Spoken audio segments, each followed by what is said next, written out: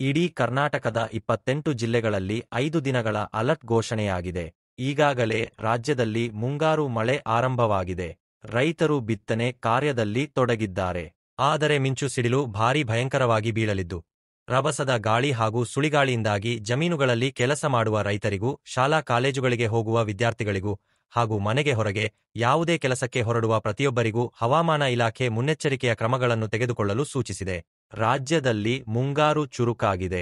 ಈ 28 ಜಿಲ್ಲೆಗಳಲ್ಲಿ ಮುಂದಿನ ಸತತ 5 ದಿನಗಳವರೆಗೆ ರಣಭಯಂಕರ ಮಿಂಚು ಸಿಡಿಲು, ಗಾಳಿ ಬಿರುಗಾಳಿ ಮತ್ತು ರಣಮಳೆ ಬೀಳಲಿದೆ. ಇನ್ನು ಕೆಲವು ಜಿಲ್ಲೆಗಳಲ್ಲಿ ಪ್ರವಾಹ ಉಂಟಾಗಬಹುದಾದ ಸಾಧ್ಯತೆ ಕೂಡ ಇದೆ. ನಗರ ಮತ್ತು ಪಟ್ಟಣಗಳಲ್ಲಿ ಸಂಚಾರ ವ್ಯವಸ್ಥೆಯಲ್ಲಿಯೂ ಅಡೆತಡೆ ಉಂಟಾಗಬಹುದು. ಬನ್ನಿ, ಇಷ್ಟಕ್ಕೂ ಯಾವ ಯಾವ ಜಿಲ್ಲೆಗಳಲ್ಲಿ ಯಾವ ಯಾವ ದಿನ ಮಳೆ ಬೀಳಲಿದೆ ಎಂಬ ಸಂಪೂರ್ಣ ಮಾಹಿತಿಯನ್ನು ತಿಳಿದುಕೊಳ್ಳಲು ತಪ್ಪದೆ ವಿಡಿಯೋವನ್ನ ಕೊನೆವರೆಗೂ ನೋಡಿ. ಯಾವುದೇ ಹಾನಿ ಉಂಟಾಗಬಾರದು ಎಂದು ನೀವು ಕೂಡ ದೇವರಲ್ಲಿ ಪ್ರಾರ್ಥನೆ ಮಾಡಿದರೆ ತಪ್ಪದೆ ಈ ವಿಡಿಯೋಗೆ ಒಂದು ಲೈಕ್ ಮಾಡಿ. ರೈತರನ್ನು ಬೆಂಬಲಿಸಿ. ಕರ್ನಾಟಕದಾದ್ಯಂತ ಮುಂಗಾರು ಮಳೆಯ ವಿಸ್ತರಣೆಗಾಗಿ ಮುನ್ಸೂಚನೆ ನೀಡಲಾಗಿದೆ. ಈಗಾಗಲೇ ಸಾಧಾರಣದಿಂದ ಭಾರಿಯಾದ ಪ್ರಮಾಣದಲ್ಲಿ ಸುರಿದಿದ್ದ ಮುಂಗಾರು ಕೆಲವು ದಿನಗಳಿಂದ ಕೊಂಚ ತಣ್ಣಗಾಗಿದೆ. ಇದೀಗ ಮತ್ತೆ ಚುರುಕಾಗುವ ಸಾಧ್ಯತೆ ಇದೆ. ರಾಜ್ಯದ ಅನೇಕ ಜಿಲ್ಲೆಗಳಲ್ಲಿ ಮುಂದಿನ 5 ದಿನಗಳಲ್ಲಿ ವ್ಯಾಪಕ ಮಳೆಯಾಗಲಿದೆ ಎಂದು ಭಾರತೀಯ ಹವಾಮಾನ ಇಲಾಖೆ ಮತ್ತು ರಾಜ್ಯ ಹವಾಮಾನ ತಜ್ಞರು ಎಚ್ಚರಿಸಿದ್ದಾರೆ. ಬುಧವಾರ ಹವಾಮಾನ ಇಲಾಖೆ ನೀಡಿದ ವರದಿಯ ಪ್ರಕಾರ ಜೂನ್ 5ರಿಂದ ಜೂನ್ 9ರವರೆಗೆ ಮುಂಗಾರು ಮಳೆ ಹಂತಹಂತವಾಗಿ ಎಲ್ಲಾ ಜಿಲ್ಲೆಗಳಲ್ಲಿಯೂ ಚುರುಕಾಗಲಿದೆ. ಉತ್ತರ ಕರ್ನಾಟಕದ ಜಿಲ್ಲೆಗಳಲ್ಲಿ ಹೆಚ್ಚಿನ ಮಳೆಯಾಗಲಿದೆ. ಬಿರುಗಾಳಿಯೊಂದಿಗೆ ಸಾಧಾರಣ ಮಳೆಯಾಗಲಿದೆ. ಪ್ರತಿ ಗಂಟೆಗೆ 40ರಿಂದ 50 ಕಿಲೋಮೀಟರ್ ವೇಗದಲ್ಲಿ ಗಾಳಿ ಬೀಸಲಿದೆ ಎಂಬ ಮುನ್ಸೂಚನೆಯಿದೆ.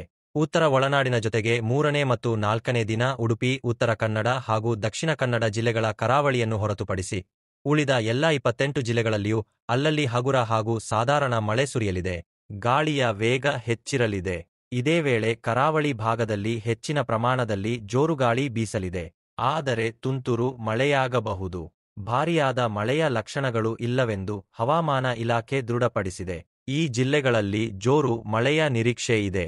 ಐಎನ್ಡಿ ಸೂಚನೆಯಂತೆ 5ನೇ ದಿನ ಒಳನಾಡಿನ ಜಿಲ್ಲೆಗಳಾದ ಬೆಂಗಳೂರು ನಗರ, ಬೆಂಗಳೂರು ಗ್ರಾಮಾಂತರ, ಕೋಲಾರ, ಚಿಕ್ಕಬಳ್ಳಾಪುರ, ರಾಮನಗರ, ಮಂಡ್ಯ, ಮೈಸೂರು, ಹಾಸನ, ಚಾಮರಾಜನಗರ, ಚಿಕ್ಕಮಗಳೂರು, ಶಿವಮೊಗ್ಗ, ಕೊಡಗು, ತುಮಕೂರು, ವಿಜಯನಗರ, ಚಿತ್ರದುರ್ಗ, ದಾವಣಗೆರೆ, ಬಳ್ಳಾರಿ, ಹಾವೇರಿ, ಧಾರವಾಡ, ಗದಗ, ಕೊಪ್ಪಳ, ರಾಯಚೂರು, ಯಾದಗಿರಿ, ಕಲಬುರ್ಗಿ, ಬೀದರ್, ಬೆಳಗಾವಿ, ವಿಜಯಪುರ ಹಾಗೂ ಬಾಗಲಕೋಟೆ ಜಿಲ್ಲೆಗಳ ವ್ಯಾಪ್ತಿಯಲ್ಲಿ ಆಗಾಗ ಜೋರು ಮಳೆ ಬೀಳಲಿದೆ.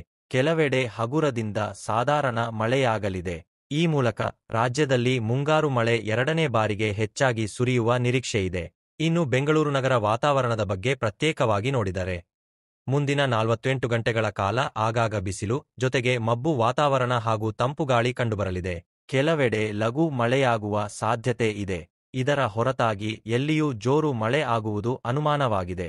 ಇನ್ನು ಕೊಡಗು, ಮಡಿಕೇರಿ, ಮೈಸೂರು, ಶಿವಮೊಗ್ಗ, ಚಿಕ್ಕಮಗಳೂರು ಹಾಗೂ ಸುತ್ತಮುತ್ತಲಿನ ಪ್ರದೇಶಗಳಲ್ಲಿ ನಿರಂತರ ಮಳೆಯಾಗುತ್ತಿರುವ ಕಾರಣದಿಂದ ಕೃಷ್ಣರಾಜಸಾಗರ, ಕಬಿನಿ, ಹಾರಂಗಿ, ಹೇಮಾವತಿ ಮತ್ತು ಮೆಟ್ಟೂರು ಜಲಾಶಯಗಳಲ್ಲಿ ನೀರಿನ ಸಂಗ್ರಹ ಹೆಚ್ಚಾಗುತ್ತಿದೆ.